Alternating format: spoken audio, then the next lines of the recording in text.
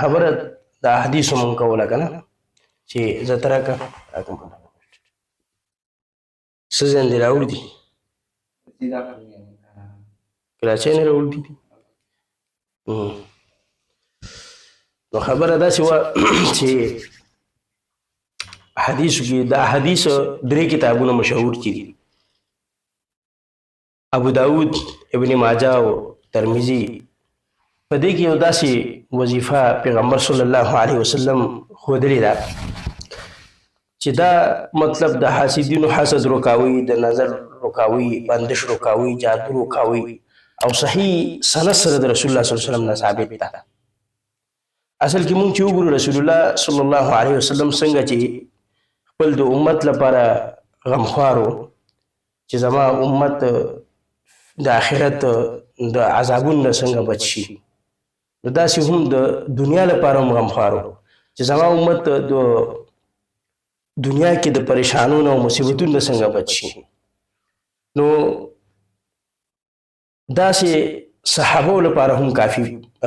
حریص او محبت صحابه سره چې زما صحابو ته څه شی نقصان نشي ورسي او څوک ورته مصیبتونه رسي او ګوره یو صحابي دی عبد الله بن حبیب یو روایت کې راځي دی وایي چې موږ یو شپه رسول الله صلی الله علیه وسلم لکه د شپې ماسوتن موږ ټایم دی نه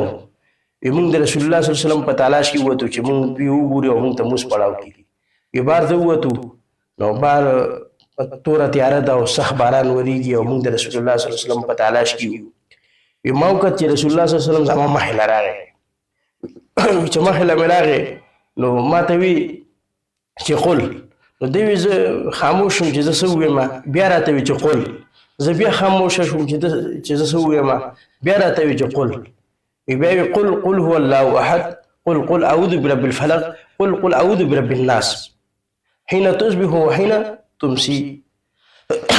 دا راته وی پیغمبر علیه الصلاۃ والسلام وی چې قل الله احد او قل اعوذ برب الفلق او قل اعوذ برب الناس دا ساره ماهم وای ګور رسول الله صلی الله علیه وسلم خپل صحابه سره محبت ته وګوره وی چې شپه ده تک توره تیاره ده دوی زما په تلاش کې وتل یو باران وریږي دوی ته شي نقصان ونه رسي نو په دې وجه باندې دا دعا ورته ورسوله نو پیغمبر علیه الصلاۃ والسلام هم داسې خپل امت لپاره هم دا فکر کړی دی چې زما امت ته شي نقصان ونه رسي حاسدینو حسد ونه رسیږي شریرانو شر ورته ونه رسیږي نو دې امت لپاره هم بیا دعاګانې هغه ښودلي دي خو افسوس دا چې د عاملین او د ځینې چې کوم 2 نمبر جعلي عاملین دوی خلکو ته بیا دا دعاګانې وظایف صحیح نه ښیي قرآن او سنت په رڼا کې نو په دې کې دا چې کومه دعا ده پیغمبر علیه الصلاۃ والسلام خپل امت له خولې دا هغې کې د هر شي حفاظت دی د بیمارۍ نه هغې کې حفاظت دی د جادوګر نه هغې کې حفاظت دی د نظر نه هغې کې حفاظت دی او ورسره چې کوم دی نو د انسانانو حسد نه هغې کې حفاظت دی یعنی هر شي نظر نه پکې حفاظت شته نو اوس پیغمبر علیه الصلاۃ والسلام فرمایي یو راوي دی عبدالله ابن زکوان دا روایت اوریدلی دی ابان ابن عثمان معروف مجتهد تیر شوی دی ابان ابن عثمان د عثمان رضی الله تعالی عنہ زوی دی دا هغه نه اوریدلی دی او عثمان رضی الله تعالی عنہ چې کوم دی دا د رسول الله صلی الله علیه وسلم نه اوریدلی دی رسول الله صلی الله علیه وسلم فرمایي چې ما من عبد یقول فی صباح کل یوم ومساء لیلة 3 مرات لم یضره شیء بسم الله الذي لا يضر مع اسمه شيء في الارض ولا في السماء وهو السميع العليم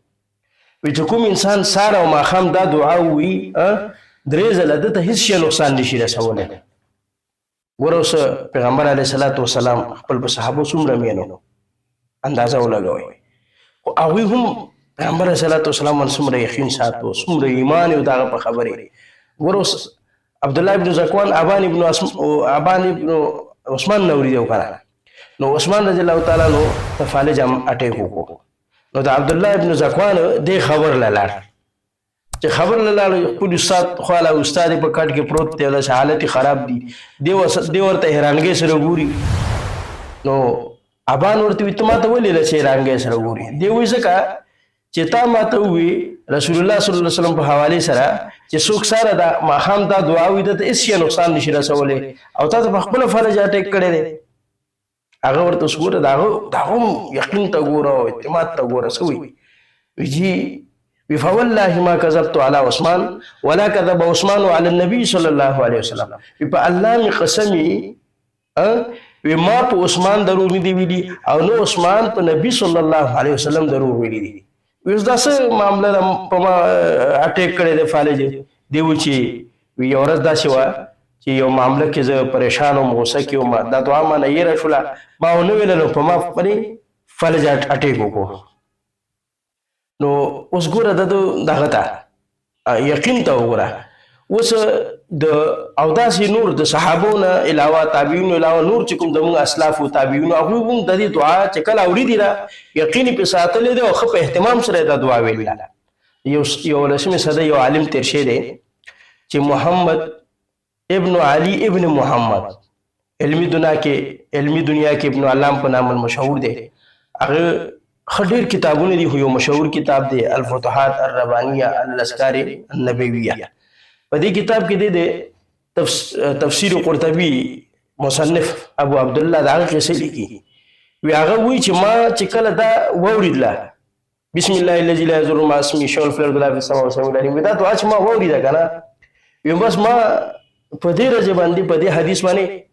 عمل شروع کړو او زه قد علمناه دلیله دلیلا وتجربه وی زه دا حدیث په دلیل په اعتبار سره او زما په عمر کې چې څومره زما تجربه شوې وي تجربې په اعتبار سره زه دا حدیث ښه پېژنم دا تفسیر قرطبي والا وایي خو دی وایي چې ما به ساره ماښام 3 ځله ویله خو یو ورځ وي زه مدینې ته لاړم او په مدینة الرسول کې زه لاړم وچې چلم فتفکرت یار سوچ مې کو چې دا څنګه چلې زه څنګه لاړم وچې چلم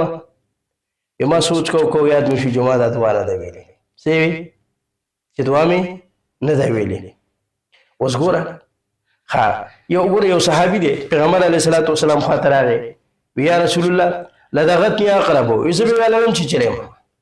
پیغمبر علیه الصلاة والسلام ورته وی اعمال او قل تعوذ بکلمات الله التامات من شر ما خلق وی که تا چرته دا دعا ویلې نو ته به شي نه شي چلې دا روایت ابو هريره رضی الله تعالی عنہ اوریدي نو ابو هريره نه چې کوم کس دا روایت اوریدي هغه وی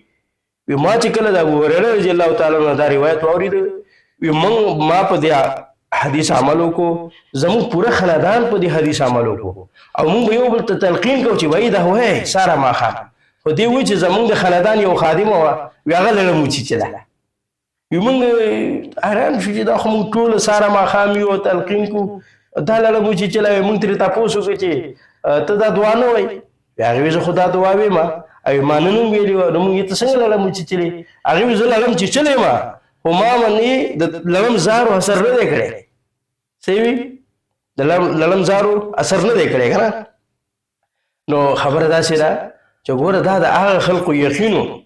او ایمانو او هغه دعاګانې چې کوم د رسول الله صلی الله علیه وسلم نه